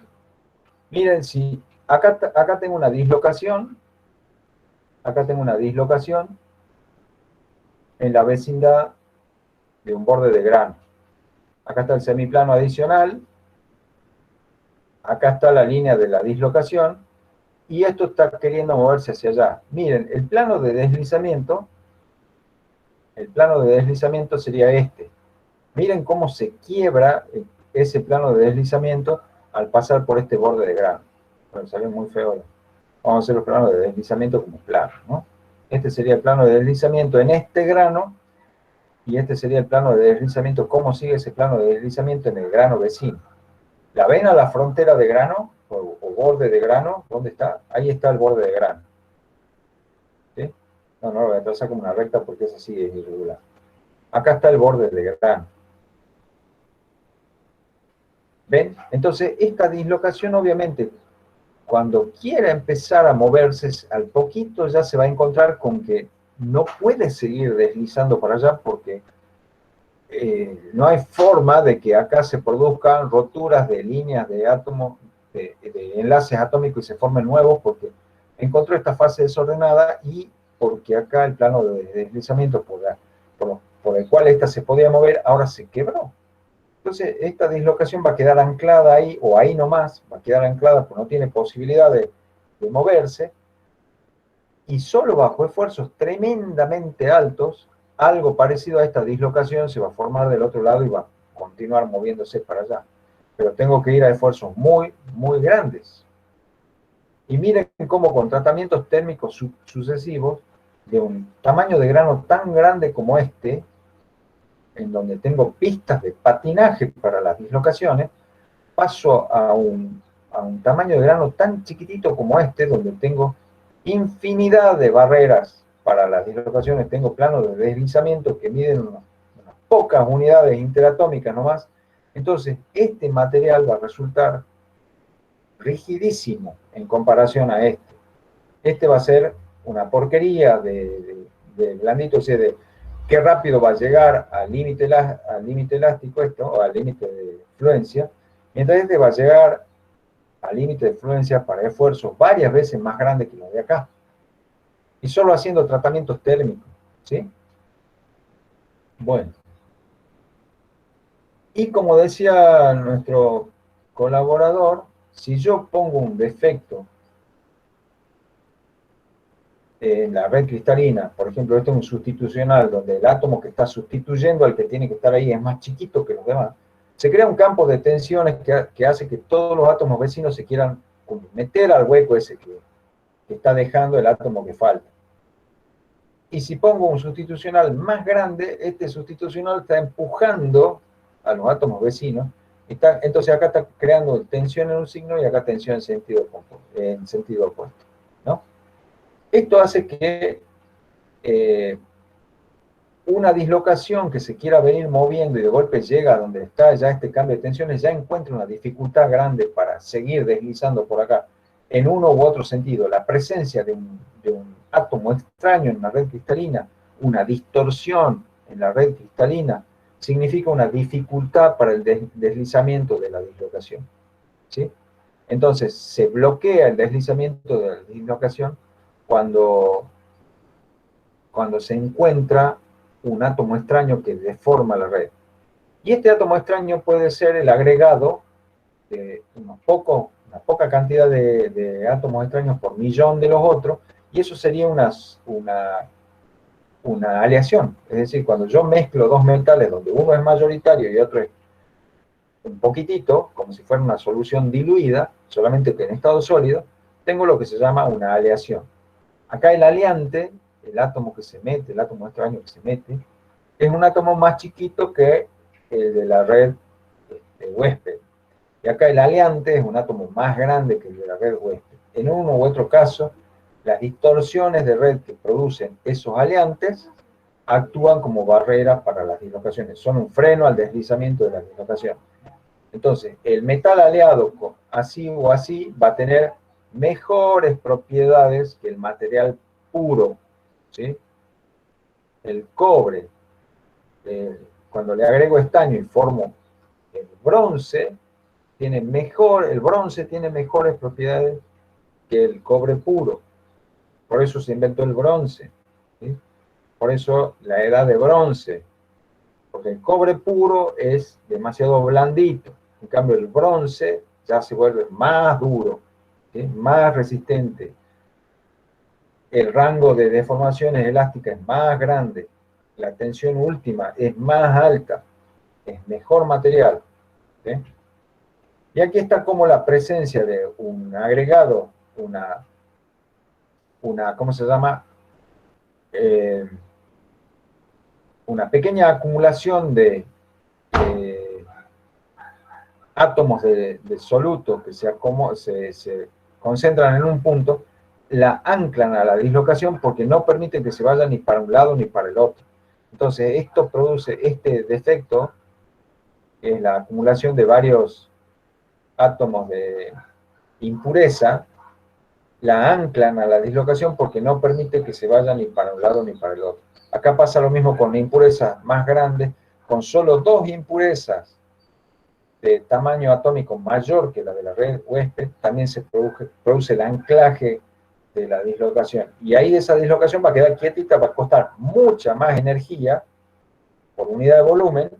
Acuérdense que esfuerzo también es energía por unidad de volumen.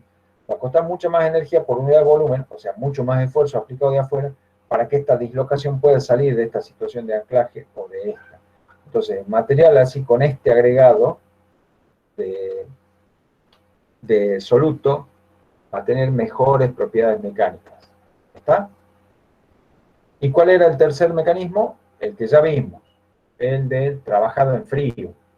¿Sí? Cuando le metimos una gran concentración de dislocaciones al material, haciéndole una deformación plástica en frío, sin llegar a elevarle la temperatura, para nada así en frío, le metimos una deformación plástica muy grande, aparecieron una gran cantidad de dislocaciones que si están en la misma orientación se repelen entre sí y actúan, entonces unas las frenan a las otras. Y poner en movimiento, hacer deslizar esas dislocaciones que se están frenando a unas a otras, significa aplicar mucho mayor esfuerzo desde afuera.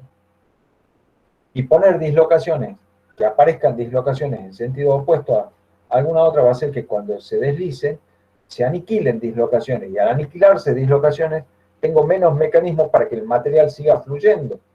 Entonces, va a ser un material más rígido, va a tener más límite, mejor dicho, va a tener un límite elástico más grande, no va a ser más rígido, va a tener un límite elástico más alto porque se están aniquilando las dislocaciones, se están aniquilando los mecanismos por los cuales el material pasa a la fluencia. ¿Sí? Entonces, por tratamiento térmico que produce disminución de tamaño de grano, por el agregado de aleante que genera justamente una aleación, que es dispersarle una cantidad de impurezas al metal dado, o por trabajado en frío, le incremento las propiedades mecánicas útiles, que son límite elástico y tensión última, ¿sí? o sigma de tracción. Y entonces tengo materiales que, desde el punto de vista tecnológico, van a ser mucho más aprovechables. ¿Sí? O sea, que conocer las propiedades, el origen de la plasticidad, nos permitió razonar cómo evitar, por rangos de esfuerzo más grandes, cómo evitar que el material se nos vuelva plástico. ¿Sí? Eso cuando yo quiero evitar. Pero por ahí yo quiero que sí el material se vuelva plástico, ¿sí? Entonces tendrá que ser al revés. Si el material me salió con grano muy chiquitito y no me permite entonces darle forma, ¿sí? Si me salió tan chiquitito que para doblarlo, para hacer, acuérdense, por ejemplo, si yo tengo un alambrecito de acero y quiero hacer un clip, tengo que poder doblarlo. Ahora, si me salió con un grano tan chiquitito que para doblarlo necesito un maquinón tremendo que meta 800.000 gigapascales, no me sirve. Necesito que sea un poquito más blandito. Entonces puedo hacer al revés, le puedo hacer un tratamiento térmico que permita que se agrande el tamaño del grano. ¿Sí? Y entonces, si se agranda un poquito más los tamaños del grano, el límite elástico de ese material va a bajar un poquito, entonces ahí ya voy a poder yo manejarlo mejor, ¿sí? Voy a poder darle la forma y ahí va a tener la respuesta que yo quiero que tenga. De una u otra forma, conocer el origen de las propiedades elásticas permite manejarlos tecnológicamente a los materiales. Entonces sí les saco provecho. ¿Se entendió la idea? Espero que sí. Sí, profesor. Bueno, entonces, veamos si hay alguna última cosita que podamos ver. No sé si han visto la pizarra. ¿Están viendo ahora la pizarra con las dislocaciones o no? Sí, profe. Ah, bien. Sí, porque por ahí me olvido esta historia de...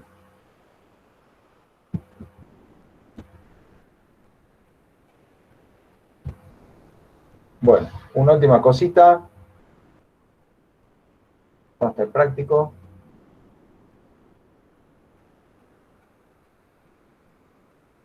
Bueno, esto es un lindo trabajo que yo quiero que se apliquen ustedes a investigar, ¿sí? ¿Han visto ustedes que la denominación de los aceros 10-10, 10-20, ¿han oído hablar del acero 10-10, acero 10-20, acero 10-30? ¿Alguna No, vez no. Sí, profe. su breve experiencia de vida? ¿No han oído nunca de esto? Bueno, hay una norma, existe una norma en donde los aceros se denominan con esta estructura. Se los denomina con un número de 4 dígitos que empieza con un 10. Sí, la norma ISO. ¿Ah? ¿Cómo? ¿Cómo dijo, joven? La norma Bueno, ISO, la que norma denomina ISO. la rigidez del Bueno, acero. yo quiero que investiguen, ¿no? Que digan cuál es la norma. ¿Cuál es la norma que usa este tipo de nomenclatura para los aceros? Donde se usa este código que es un número de 4 dígitos, donde los dos primeros son el 10, después vienen 2 números más, y probablemente el agregado de alguna otra letra. Busquen, hagan una googleadita, ¿sí? Y quiero que también busquen, haciendo una googleadita, qué es una forma de hacerle trabajado en frío a los materiales que se llama trefilado. El trefilado es uno de los trabajados en frío más comunes para la fabricación de alambres a partir de barras, ¿sí? De las acerías no salen las formas finales con que se venden los productos de las metalúrgicas, no salen las formas finales con que se venden los productos metálicos. Salen formas intermedias, salen o lingotes, o chapas, o barras, ¿sí? O perfiles. Y entonces, si uno quiere fabricar algo que tenga otra forma, hay que trabajarlo, hay que hacerle cambios de forma a eso, ¿no es cierto? Que yo compro en la acería. Entonces, una de las formas de convertir una barra de un determinado diámetro en un alambre, ¿qué entendemos por alambre? Algo que tiene un diámetro muy chiquitito en comparación a la longitud, ¿no es cierto? Yo tengo que convertir una barra que tiene un diámetro apreciable en un alambre. Bueno, ese mecanismo es el de trefilado. Por trefilado sucesivo se puede ir pasando de un diámetro importante, de varios centímetros, a diámetros de milímetros, ¿sí? Por trefilado. Yo quiero que busquen, lean qué es el trefilado, ¿sí? Y entonces, al ver cómo funciona el tema del trefilado, vean, para poder hacer el punto C, que lo que pide es que el material resultante tenga una cierta resistencia a la tracción y una cierta ductilidad. Entonces van a tener que volver a recurrir a los gráficos que teníamos en otros prácticos, ¿no? De cómo cambiaban las propiedades mecánicas con trabajado en frío, pero ustedes ya van a saber de qué están hablando. Ustedes ya van a saber que al hacerle ese trefilado le estoy haciendo un trabajo en frío que va a producir dislocaciones, que va a producir movimiento y que va a producir cambio en las propiedades y cómo va a ir cambiando los sucesivos trefilados. A ver si este problema de desafío, que tienen que investigar un poquito y lo pueden hacer, lo hacen. ¿Está?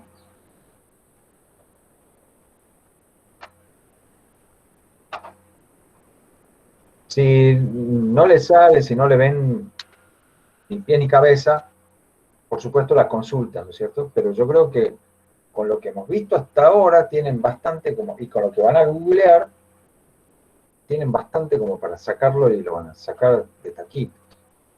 Ya vienen manejando este tema bastante, ¿no? Bueno, ¿alguna pregunta sobre los puntos anteriores?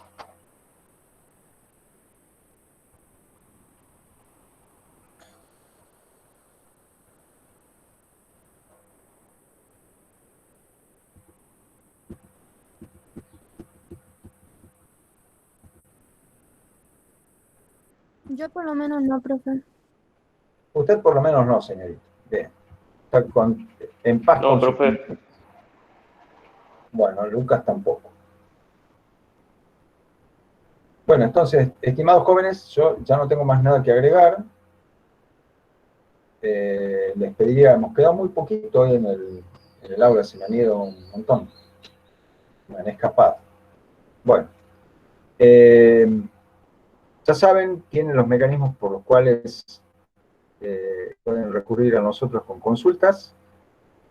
Traten de estar al día con el desarrollo de los prácticos, no se dejen estar con escuchar los videos, ver la práctica, repasar los libros. Vayan afilándose que ya se viene el parcial, ¿no? Y acuérdense, la idea es que todos puedan promocionar, entonces no se dejen estar. Bueno. Están libres, jóvenes. Gracias, profe. Hasta luego. Hasta luego. Chao, profesor, gracias. Chao, jóvenes. Gracias, profe. Hasta luego. Gracias a ustedes, muy lindo que me acompañen. Chao, profesor. Chao.